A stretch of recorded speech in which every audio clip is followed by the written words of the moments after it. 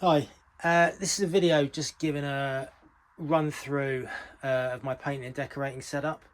I run a property maintenance business, but a big chunk of my work is painting and decorating. Vast majority is painting. I do very little wallpapering, and this is what I carry into pretty much every job.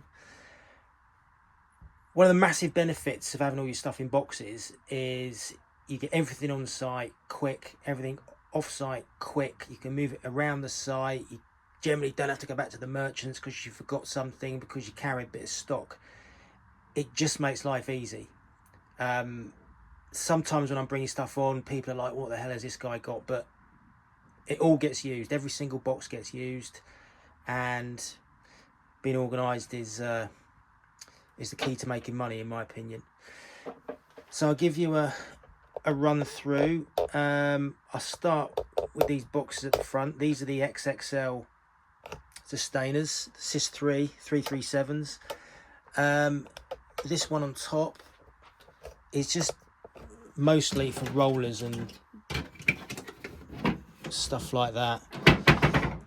So in here, this side, I've got 9-inch rollers, some 4-inch rollers, some kettle liners, bin bags, my roller cages, 4-inch and 9-inch, a couple of mixers, foam gun, bit of caulk, a sort of drill bit set, which is quite handy.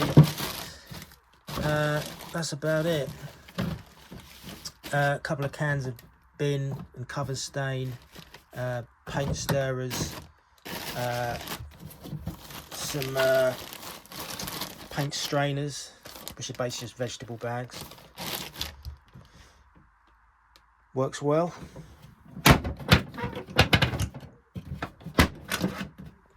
Below, I can open this. This is my Festool Planex 2. Can I open this without there being chaos? And there we go. It's my Planex. Awesome bit of kit. It's a lot of money, but if you do, even if you just use it for ceilings, it's brilliant. It's got the light on it. It is absolutely fantastic. 225mm. I keep all these sanding sheets on the van because they're quite bulky. On a Cis roll. I usually make my own, but for this I bought one. They're really good. They've got brakes on, which does actually make quite a lot of difference. So that's that. This is my sanding setup. Festool CTL MIDI. This thing has been used so much. It gets used on every job, whether it's painting and decorating, carpentry, whatever. Absolutely brilliant. It's had one warranty repair from Festool. It was 5-star service. You really can't fault Festool. This is the Cis Air. This is M class. This is an air scrubber. Very, very useful. I do airless spraying, so what I tend to do is spray, then I get this running just to clear the room. Also just use it generally during prep, just to keep the area clear. It's a lot of money. I think it was 750 quid, but you know, I think it's a good idea to keep the air clean. It's good for your lungs. Here is the ETS 150, 150mm random orbital sander. Brilliant. Again, it's done a hell of a lot of work and just keeps coming back for more. I keep the selection of sanding sheets in there. This is the RTS 400. Love this thing. If I just had to have one sander, it would be this. Brilliant for woodwork and small areas. Again, I keep a spare base plate, a pad saver, and a selection of the main grits that I use in here. Honestly, it's done so much work. It's brilliant. moving on, these two stacks generally just stay the same. This one here, I'll move these out of the way. So this one here on top, this is the SIS power hub. Now, yes, you could say you're spending 150 quid on a 10 meter power cable, extension cable.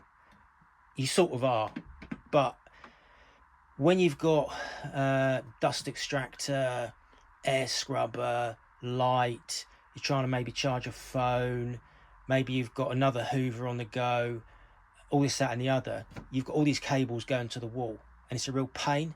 With this, you just run one cable to the wall, and then everything else comes in to the centre of the room, and it makes for a much cleaner, more organised site. So it's well worth it. Inside it's got another socket, so you can charge phone or headphones inside, and it's getting away from for any dust or whatever. It's a lot of money for a 10 meter power extension, but it is very useful. I really like it. This next one, this is just for sort of power tools I tend to take on jobs. So in here I've got a little organiser with a selection of screws and bits and pieces, just for, like, you know, if door hinges are missing a screw or stuff like that. Another little bit set, can never have enough. And then in here I've got an old 18 volt Ryobi drill for taking off doors, for maybe mixing stuff up, mixing paint, whatever. Had it years, it just doesn't die. It's brilliant. And then a 12 volt Makita cork gun, CXT. These things are amazing. If you've got to do a lot of corking, you just run round, you just got to press a button, no messing around, like, you know, you just press the button and it just keeps the cork coming. Also good for silicone, of course, tubes of cement, adhesive, whatever it is. It's quite a decadent purchase, but very, very useful. There's a charger in there for the drill battery. That's that. This next one is chaos. This is a preparation. This is in a type 5 sustainer, which is the biggest one you get of the normal size. So this isn't everything. On the van I've got like a tub of Easy Fill 60, some of the Prestonet roll-on stuff, some rock hard filler from Toupray, but this is the go-to. So I've got a tile that I mix up, 2-part filler, microfiber cloth. I don't know if you need to see all of this. It's a face mask, Zinza cleaning products, some sugar soap, some air freshener. Sometimes people's houses stink. Some yogurt pots for mixing stuff up. 2-part filler there. I've got some ready mix filler there. Wall filler, ready mix wood filler. Some quick dry wood filler. Just different sort of fillers and stuff. Corner trowel, because there's nowhere else to put it. Very useful having everything in one place. And then below, I've got a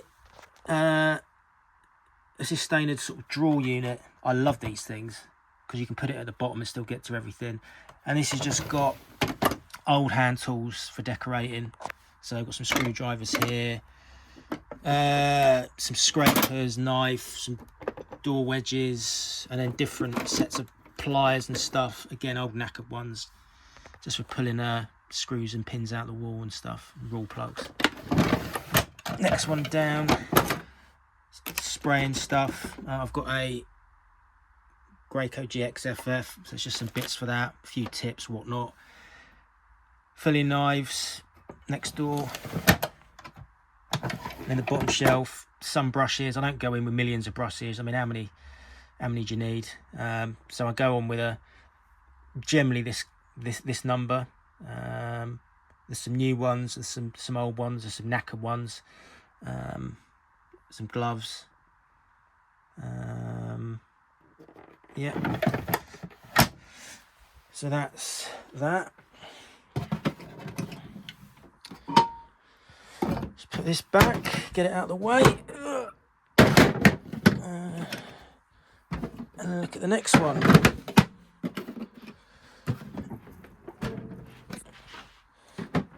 So this is the other stack.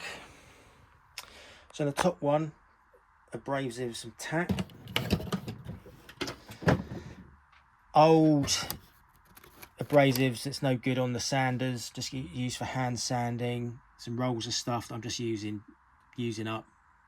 Don't really need this anymore. I tend just to use this stuff. Some tack cloths for wiping down woodwork or whatever, so it's nice and clean. Some sanding sponges. This is all really for hand sanding.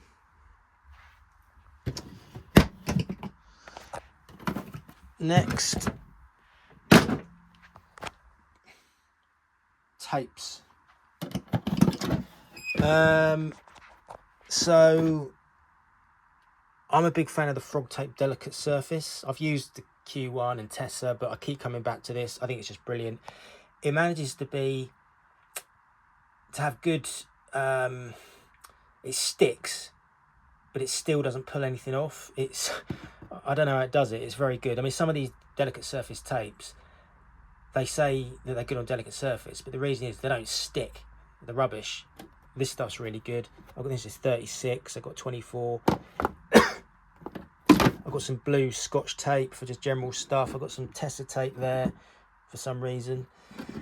Mesh tapes for cracks. I've got some gaffer tape, some multi-tape, some warning tape if I don't want double-sided tape. Some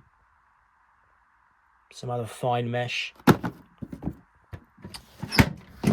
That's that. This next one, surface protection. This mostly gets used when I'm spraying. So I've got all these mostly Tessa mask papers, dispensers for the 150 and the 300 and the 150 tapes. A little bit of pump armour for the sprayer. I've got some mask plastic. I've got some plastic below there. This mostly comes out for spraying.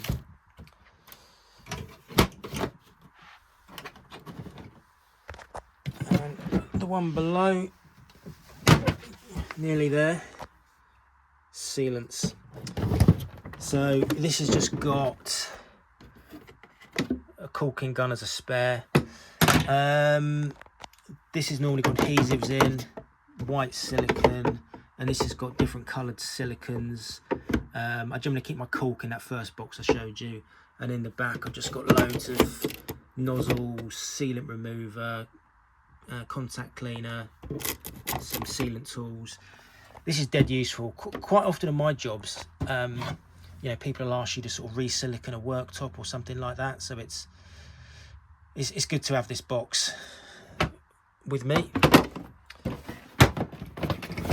And lastly,